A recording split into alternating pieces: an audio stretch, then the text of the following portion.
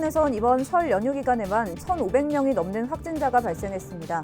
누적 확진자 수도 10,000명을 넘어섰습니다. 현재 열리고 있는 2월 임시국회에서 대통령 세종집무실 설치 법안이 통과될지 여부가 충청권의 주요 쟁점으로 떠오르고 있습니다. 지역에선 대선 전에 반드시 처리해야 한다는 목소리가 커지고 있습니다. 지난 31일 아산 선장면 갈대밭에서 불이 났습니다. 쓰레기 소각으로 인한 화재로 추정되면서 각별한 주의가 필요합니다. 천안시가 올해 수소 연료 전지차 40대를 보급합니다. 보조금은 차량 한 대당 3,250만 원입니다. 희망 2022 나눔 캠페인 세종시 사랑의 온도가 147도를 기록하며 성황리에 마무리됐습니다.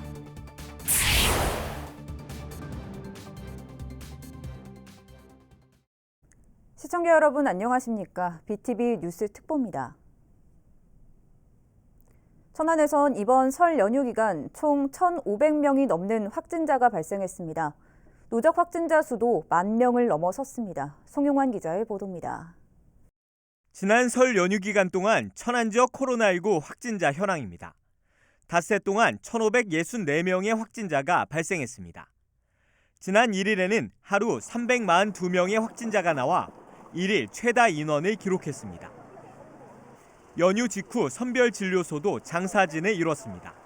3일 오전 천안시청에 마련된 서북구 선별진료소에선 시민들이 추운 날씨에도 검사를 받기 위해 2시간 이상을 기다려야 했습니다. 이 텐트 끝까지가 1시간이에요. 여기까지. 텐트 끝까지가 1시간 15분 정도 잡고요. 2시간에 잡아야 되는데요. 여기까지는요. 네. 2시간 잡고. 천안시는 우세종으로 부각되는 오미크론 확산세를 막기 위해 3일부터 오는 11일까지 9일 동안 어린이집 588곳에 대한 휴원을 결정했습니다. 또 효율적인 진료를 위해 재택치료 추진단을 운영하고 지난달 말부터 진료 체계를 전환했습니다.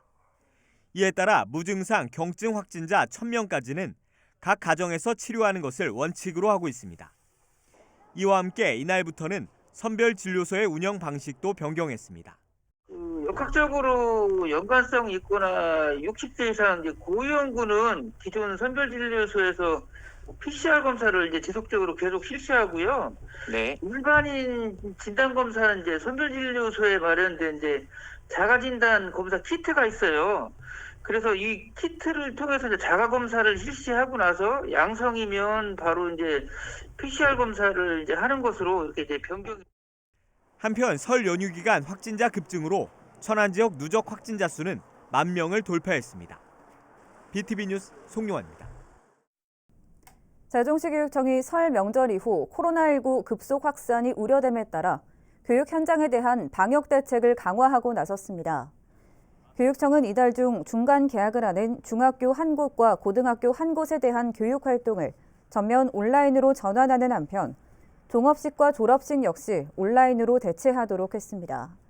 또 학교 운동부는 다른 학교와 합동훈련을 전면 금지하고 자체 훈련을 실시하는 학교는 해당 학생 선수를 대상으로 3일 간격으로 신속 항원 검사를 실시하도록 했습니다. 한편 세종시 관내에선 최근 5일 동안 모두 107명의 학생 확진자가 나왔습니다. 4일 열릴 예정인 아산 온양온천역 풍물 5일장이 임시 휴장합니다. 이는 전국적으로 코로나19 확산 추세가 이어지는 가운데 지난 1일 아산 지역도 1일 신규 확진자가 200명을 돌파한 것을 고려한 조치입니다. 한편 온양온천역 하부 풍물 5일장은 코로나19 확산 방지를 위해 모두 19차례 자발적 휴장을 결정한 바 있습니다. 현재 열리고 있는 2월 임시국회에서 대통령 세종집무실 설치 법안이 통과될지 여부가 충청권의 주요 쟁점으로 떠오르고 있습니다. 대선 이후에는 정치적 불확실성이 커지는 만큼 반드시 대선 전에 처리해야 한다는 목소리가 지역에서 확산되고 있습니다. 김우순 기자의 보도입니다. 현재 국회에 계류돼 있는 대통령 세종집무실 설치 관련 법안은 2건입니다. 지난해 12월 7일 국민의힘 정진석 의원에 이어 보름 뒤 더불어민주당 강준현 의원의 행복도시건설 특별법 개정안을 대표 발의했습니다. 대선을 앞두고 공감대도 폭넓게 형성되는 분위기입니다. 민주당 이재명 후보와 국민의힘 윤석열 후보는 세종을 찾아 대통령 집무실 설치를 수차례 공언한 바 있고, 정의당 심상정 후보는 더 나아가 관련 법안을 2월 국회에서 처리해야 한다고 말하기도 했습니다. 또 국민의당 안철수 후보 역시 대통령 세종집무실과 국회 세종의사당 건립의 조기 추진 필요성에 공감하고 있습니다. 이처럼 여야 주요 정당에서 세종집무실 설치에 공감하고 있는 만큼 세종시는 2월 임시국회에서 반드시 관련 법안을 통과시켜야 한다는 입장입니다. 대선 후보를 비롯하여 정치권에 여러 차례 대통령 세종집무실 설치의 당위성을 설명해 왔으며, 대선 전 2월 임시국회에서 행복도시법 개정안에 대하여 논의할 수 있도록 정치권과 긴밀하게 협력하겠습니다. 이와 관련해 이춘희 시장은 지난달 27일 설 명절을 앞두고 국회의원 전원에게 2월 중 법안을 처리해 줄 것을 요청하는 서신을 보내기도 했습니다. 지역 시민사회단체도 한 목소리를 내고 있습니다. 행정수도완성 시민연대는 성명을 통해 반드시 대선 전인 2월 임시국회에서 법안을 처리하는 것이 가장 현실적인 방안이라고 강조했습니다. 그 대통령 선거 이후에는 대통령이 개혁 정책이나 아니면 그 국정 목표나 계획을 세우고, 또 여야의 정치 구도가 어떻게 그 변수로 작용할지 모르기 때문에 여야가 모두 공감대를 형성하고 있는 만큼 대통령 선거 직전인 2월 임시국회에서 처리하는 것이 가장 현실적인 방안이고 바람직하다고 생각을 합니다. 대선을 앞두고 행정수도 완성의 주요 의제로 떠오른 대통령 세종집무실 설치에 대해 정치권이 관련 법안 처리로 진정성을 보여줄 것인지 유권자들의 이목이 집중되고 있습니다. BTV 뉴스 김우순입니다. 지난 31일 아산 선장면 갈대밭에서 불이 났습니다. 이 불로 주변 10만 제곱미터가 불에 탔는데요. 쓰레기 소각으로 인한 화재가 꾸준히 발생하면서 각별한 주의가 필요합니다. 보도에 김장섭 기자입니다. 갈대밭에서 검은 연기가 치솟습니다. 하늘에서는 시뻘건 불길을 잡기 위해 헬기가 연신 물을 뿌려댑니다. 아산 선장면 갈대밭에서 불이 난 건 지난 31일. 소방장비 25대와 인력 86명이 투입돼 진화에 나섰습니다. 불은 갈대밭 10만여 제곱미터를 태우고 2시간 만에 꺼졌습니다. 소방당국은 인근에서 쓰레기를 소각하다 불이 옮겨 붙은 것으로 추정하고 있습니다. 이처럼 최근 3년간 충남 지역에서 쓰레기 소각으로 인해 발생한 화재는 모두 445건. 부주의로 발생한 화재의 약 16%로 담배꽁초와 불씨에 이어 세 번째로 많습니다. 특히 산림 인근에서 쓰레기를 태우거나 태운재를 함부로 버리면 불티가 날아가 산불 등으로 이어질 수 있어 각별한 주의가 필요합니다. 또한 소방당국은 3, 4월 영농철 논밭두렁 태우기로 인한 화재도 매년 발생하고 있다며 해충 박멸에 큰 도움이 되지 않는 만큼 최대한 자제를 요청하는 한편 불가피하게 논밭두렁을 태울 경우 관할 소방서에 반드시 사전 신고를 해달라고 당부했습니다. BTV 뉴스 김장섭입니다. 천안시가 올해 수소 연료 전지차 40대를 보급합니다. 이 중 10%인 4대는 취약계층과 다자녀, 생애 최초 차량 구매자에게, 나머지 36대는 일반에 보급합니다. 보조금은 차량 한 대당 3,250만 원이며 지원 대상은 신청일 기준 30일 이전부터 천안에 거주하는 시민 또는 관내 기업, 법인, 단체 등입니다.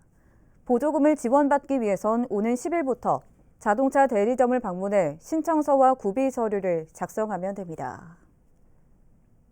세종시가 착한 임대인을 대상으로 제공하는 재산세 감면을 올해 상반기까지 연장합니다. 이는 최근 오미크론 변이 등 코로나19 확산으로 소상공인들의 경제적 어려움이 지속되고 있는 데 따른 것입니다. 재산세 감면 대상은 지난해 하반기 또는 올해 상반기 중 임차인에게 임대료를 인하해준 임대인, 즉 건물주입니다. 재산세는 임대료 인하 비율에 비례해 최대 절반까지 감면됩니다. 한편 세종시에선 지난해 상반기 시행된 이 제도를 통해 모두 210곳의 점포가 월 평균 30만 원의 임대료 인하 혜택을 받았습니다. 희망 2022 나눔 캠페인 세종시 사랑의 온도가 147도를 기록하며 성황리에 마무리됐습니다. 세종사회복지공동모금회에 따르면 지난해 12월부터 올해 1월 말까지 62일 동안 집중 모금 캠페인을 전개한 결과 당초 모금 목표액이었던 11억 1,600만 원을 크게 웃돈 16억 4,300여만 원을 기록했습니다. 세부적으로는 개인 기부 금액이 7천여만 원으로 전년과 비교해 114% 증가했고 법인 기부 금액은 2억여 원으로 126%, 단체나 협회 등은 5천여만 원으로 157% 각각 증가했습니다. 공동모금회는 이 성금을 취약계층과 복지 사각지대에 놓인 대상자들에게 배부할 예정입니다.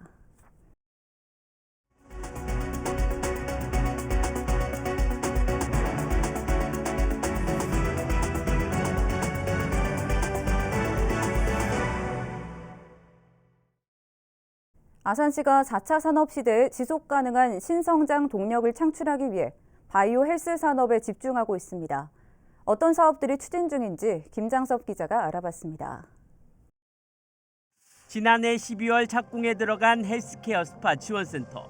아산 지역 대표 자원인 온천과 헬스케어를 융복합한 재활 헬스케어 산업혁신 플랫폼 기반을 구축하기 위한 것으로 모두 290억 원이 투입됩니다. 지원센터는 온천을 활용한 치료는 물론 재활 보조기 등 제품에 대한 인증, 표준화 사업을 추진하며 기술 지원과 전문 인력도 양성하게 됩니다. 오는 10월 준공될 예정으로 온천 헬스케어 융복합 산업의 중심적 역할을 할 것으로 기대를 모으고 있습니다.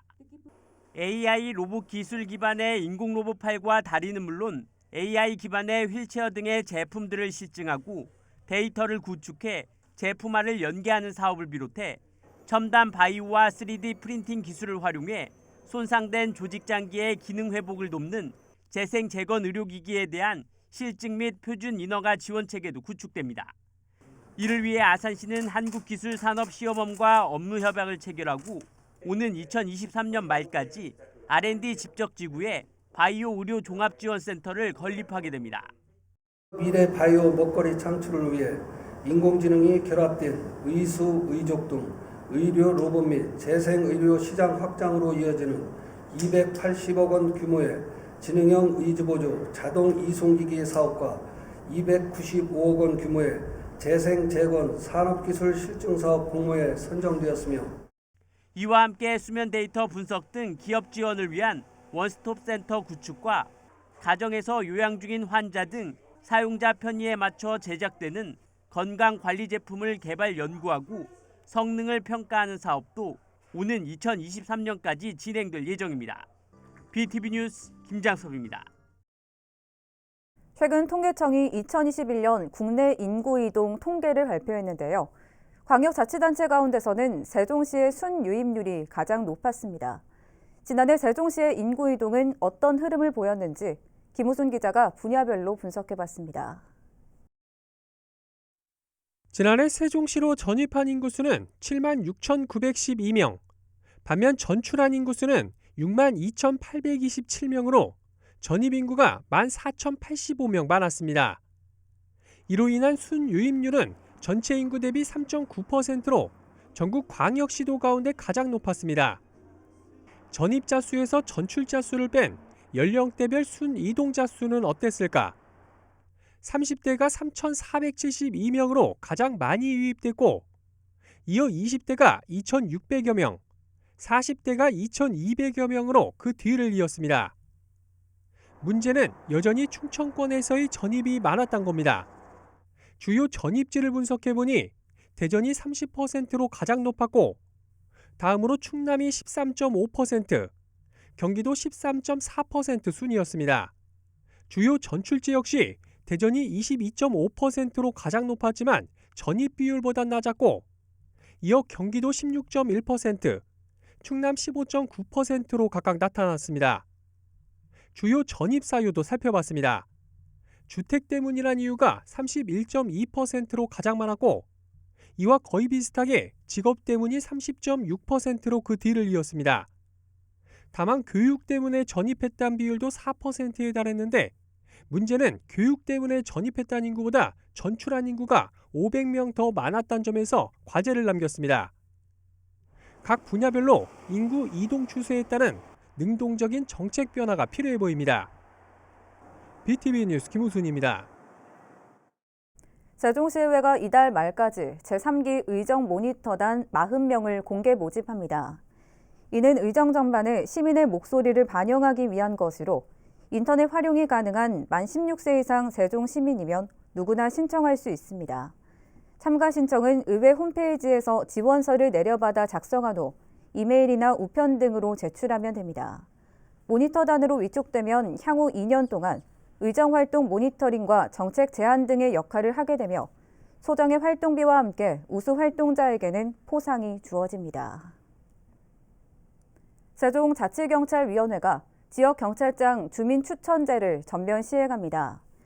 위원회는 지역경찰장 주민추천심의위원회를 열어 금남과 부강 등 두 곳의 파출소장에 대한 논의를 나누고 적정 여부를 임용권자에게 제시했다고 밝혔습니다. 이 제도는 임용권자인 경찰서장이 지역경찰장을 임명하기에 앞서 사전에 위원회의 의견을 듣도록 한 것으로 지난해 조치원읍과 보람동 지구대를 대상으로 시범 운영한 바 있습니다.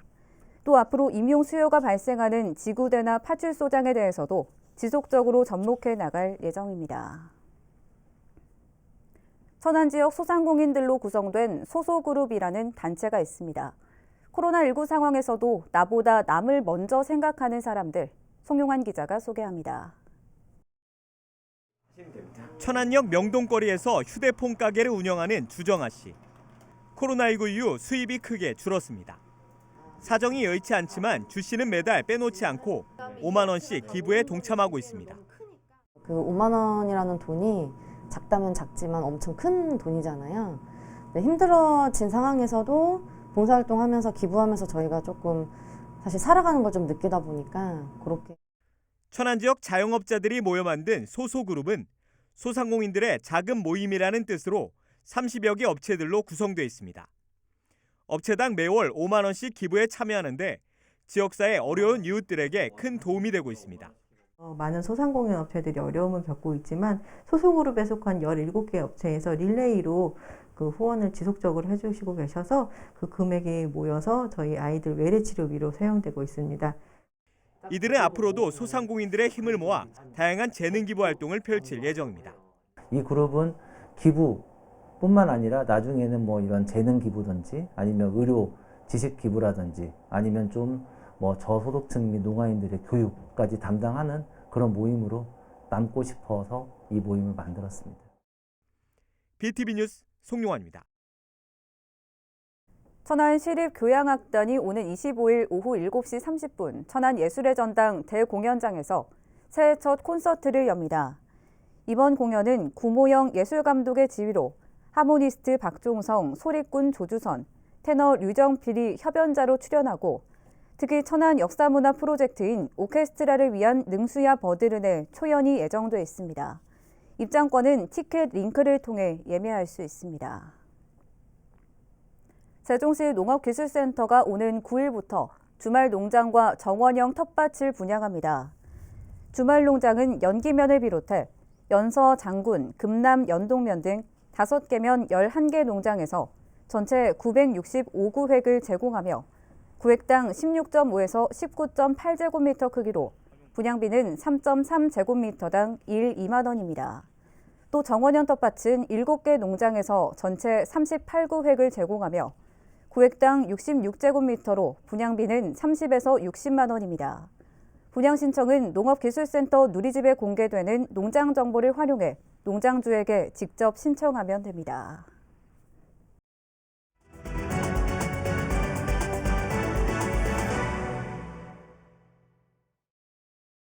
한 주간 언론에 보도된 우리 지역 소식을 알아보는 뉴스터치 언론브리핑 시간입니다.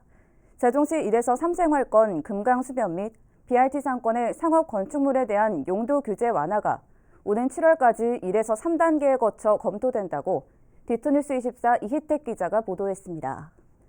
이희택 기자는 시청 뒤편 금강수변공원에 자리 잡은 상권 공실률이 신도심 최고치를 기록 중인 것으로 나타났다며 호시 전체가 100% 공실인 건축물이 확인됐고 지난해 11월 기준 보람동 8개와 대평동 1개 등 모두 9개 동, 상가 450개 중 59%인 265개가 공실 상태인 것으로 집계됐다고 보도했습니다.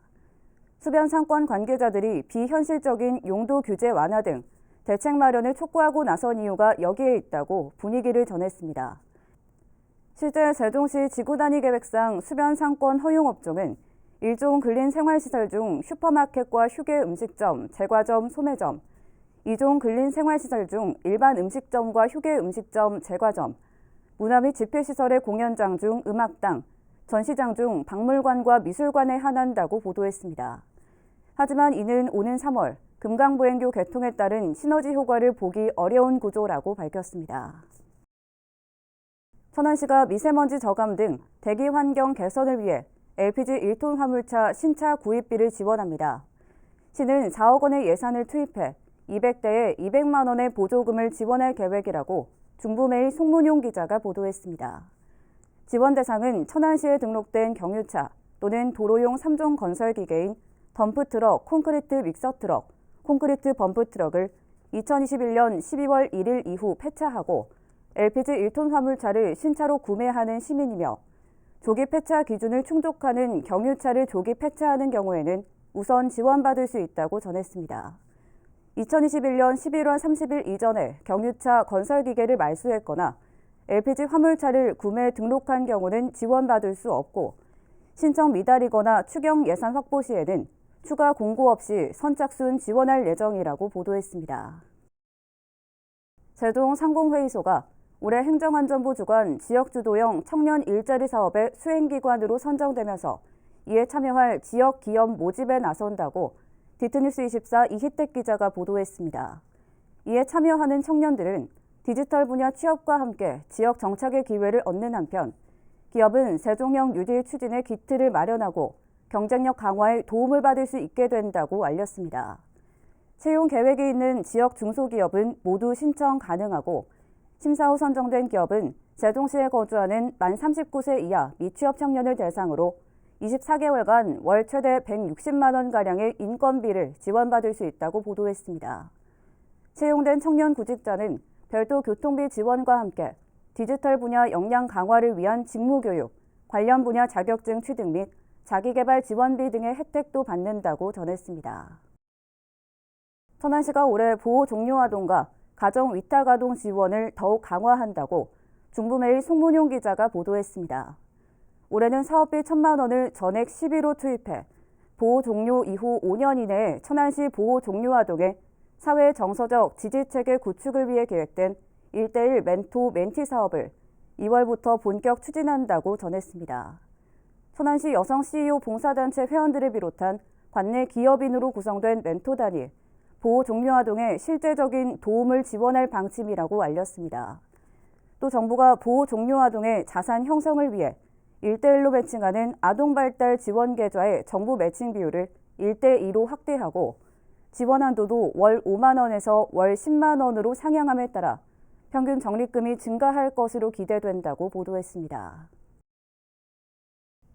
이상으로 BTV 뉴스 특보를 마칩니다. 시청해주신 여러분 고맙습니다.